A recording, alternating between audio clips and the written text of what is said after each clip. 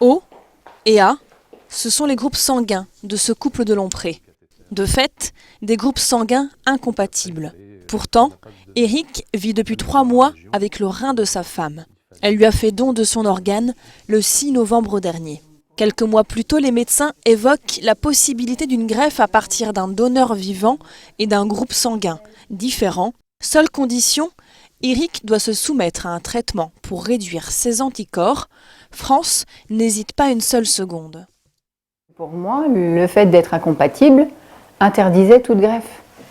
Donc de toute façon, je ne m'étais pas du tout reprojetée dans cette perspective.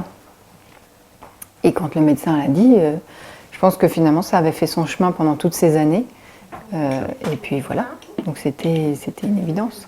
La maladie génétique d'Éric vise également les 2/3 des membres de sa famille. Jamais il aurait imaginé demander à un proche de sacrifier l'un de ses organes pour lui. La reconnaissance envers France est immense. Grâce à ce don, à ce cadeau, le ciel s'éclaircit, redevient bleu, les projets peuvent se remettre en place. On a une perspective d'avenir qui est quand même plus agréable que cette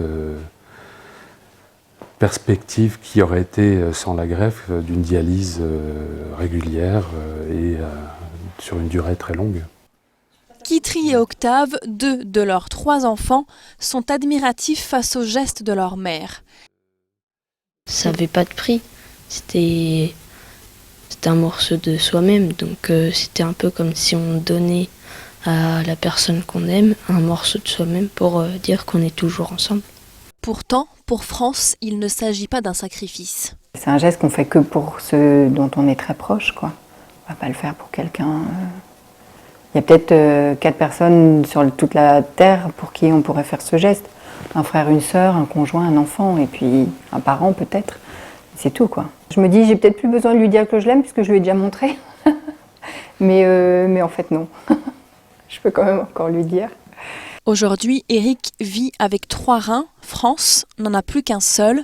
Elle a gardé 80% de sa capacité rénale, mais elle peut vivre normalement. Cet homme de 51 ans prend un traitement à vie 2 fois par jour.